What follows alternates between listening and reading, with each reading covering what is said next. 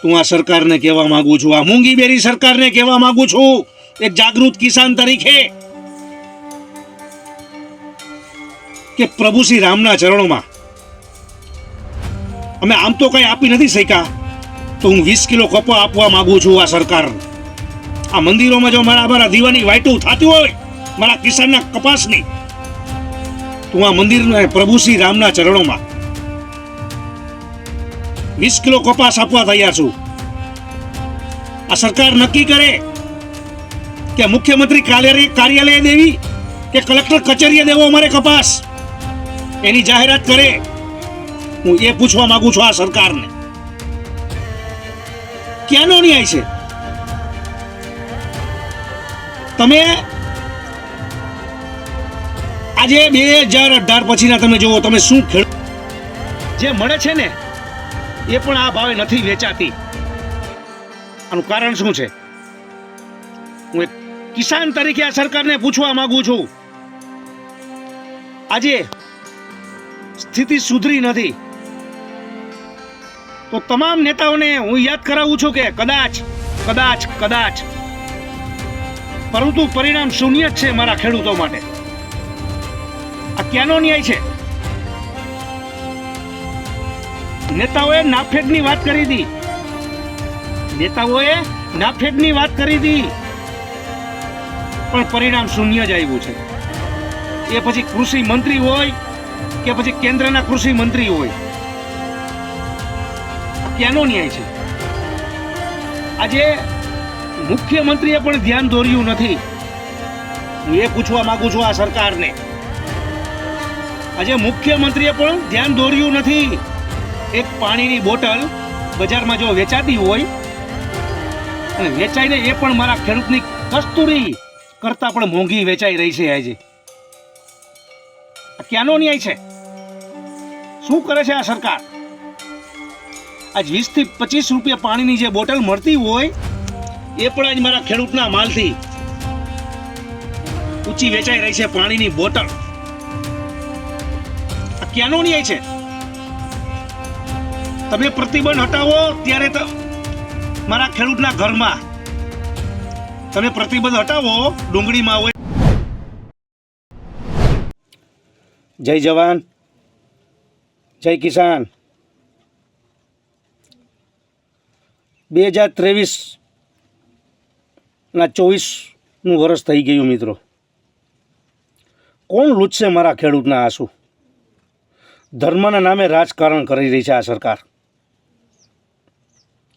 સત્તા હોય કે વિપક્ષ હોય, જ્યારે મારા ખેડૂત પરસેવાથી સિંચાયેલી તમામ જણસીનો ભાવ આજ મફતમાં ભાવે વેચાઈ જાય છે. વાતો કરે છે તમામ લોકો, દાવા કરે છે, પરિણામ હજી શૂન્ય છે, હજી સુધી આવ્યું નથી. હજી સ્થિતિ સુધરી નથી. હું એ કહેવા માંગુ છું આ સરકારને,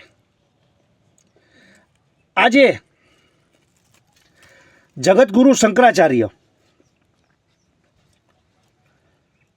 એ પણ કહી ચૂક્યા છે પ્રભુ શ્રી રામનો કે મુંગટનું કામ બાકી છે. અને આ સરકાર મૂંગીબેરી છે. કેમ 2024માં હાર ભાડી ગઈ છે? હું એક જાગૃત કિસાન તરીકે પૂછવા માંગુ છું, આ ક્યાંનો ન્યાય છે? વાઇબ્રન્ટોની વાતો કરે છે. આજ 2003થી માંડીને 2024 સુધી તમે કેટલા વાઇબ્રન્ટો કર્યા? આમ જનતા, આમ કિસાન, આમ ગરીબ, આમ શોષિત, આ તમે પ્રજાના ટેક્સના પૈસાથી તમે ધુવાડાઓ કરો છો, વાઇબ્રન્ટોની વાતો કરો છો, જીતે ગુજરાતની વાતો કરો છો, ખેલે ગુજરાતની વાતો કરો છો. હું આ સરકારને કહેવા માંગુ છું એક જાગૃત કિસાન તરીકે કે તમે આવા વાઇબ્રન્ટો કરી સીએમ અને પીએમ અને આમ તમારા નેતાઓના પગારોમાંથી આ પૈસાનો ખર્ચ તમારે ભોગવવો જોઈએ. આ ક્યાંનો ન્યાય છે? આજે મારા ખેડૂતનો કોઈ પણ જણસીનો ભાવ પરિણામ આવતું નથી.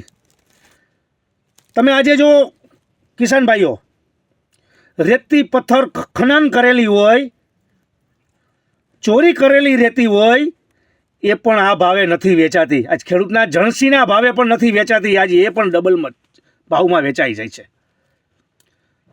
આનું કારણ શું છે મિત્રો? પરંતુ મારા ખેડૂતની તકદીર નથી બદલાતી. શું કરે છે આ સરકાર? વાઇબ્રેટોની વાતો કરે છે. આજે ટ્રક ભરીને રેતી જે મળે છે ને, એ પણ આ ભાવે નથી વેચાતી. આનું કારણ શું છે? હું એક કિસાન તરીકે આ સરકારને પૂછવા માંગુ છું. આજે સ્થિતિ સુધરી નથી તો તમામ નેતાઓને હું યાદ કરાવું છું કે કદાચ પરંતુ પરિણામ શૂન્ય જ છે મારા ખેડૂતો માટે. આ ક્યાંનો ન્યાય છે? નેતાઓએ નાફેડની વાત કરી હતી, પણ પરિણામ શૂન્ય જ આવ્યું છે. એ પછી કૃષિ મંત્રી હોય કે પછી કેન્દ્રના કૃષિ મંત્રી હોય, આ ક્યાંનો ન્યાય છે? આજે મુખ્યમંત્રીએ પણ ધ્યાન દોર્યું નથી. હું એ પૂછવા માંગુ છું આ સરકારને. આજે મુખ્યમંત્રીએ પણ ધ્યાન દોર્યું નથી. એક પાણીની બોટલ બજારમાં જો વેચાતી હોય અને વેચાઈને એ પણ મારા ખેડૂતની કસ્તુરી કરતાં પણ મોંઘી વેચાઈ રહી છે. આજે આ ક્યાંનો ન્યાય છે? શું કરે છે આ સરકાર? આજ 20 થી 25 રૂપિયા પાણીની જે બોટલ મળતી હોય, એ પણ આજ મારા ખેડૂતના માલથી ઊંચી વેચાઈ રહી છે પાણીની બોટલ. આ ક્યાંનો ન્યાય છે? તમે પ્રતિબંધ હટાવો ત્યારે તો મારા ખેડૂતના ઘરમાં તમે પ્રતિબંધ હટાવો, ડુંગળીમાં હોય, કોઈ પણ જણસીમાં હોય, ત્યારે પણ મારા ખેડૂતના ઘરમાં ડુંગળી નહીં હોય. ત્યારે મારો ખેડૂત ડુંગળી પકવેલ જે એ બજારમાં લેવા જશે ને, તો મારા ખેડૂતને 35 થી 40 રૂપિયા કિલો વેચાતી લેવી પડશે. આવા દિવસો આવી રહ્યા છે. પેદા અમે કરીને અમારો ભાવ તમે નક્કી કરો. વાહ, આ ક્યાંનો ન્યાય છે?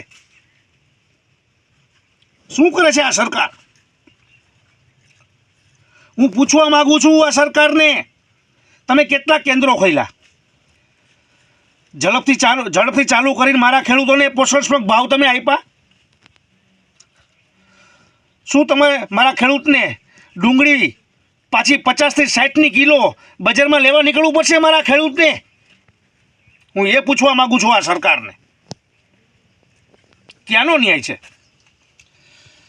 અને મારી વાત એક બીજી છે કિસાન ભાઈઓ,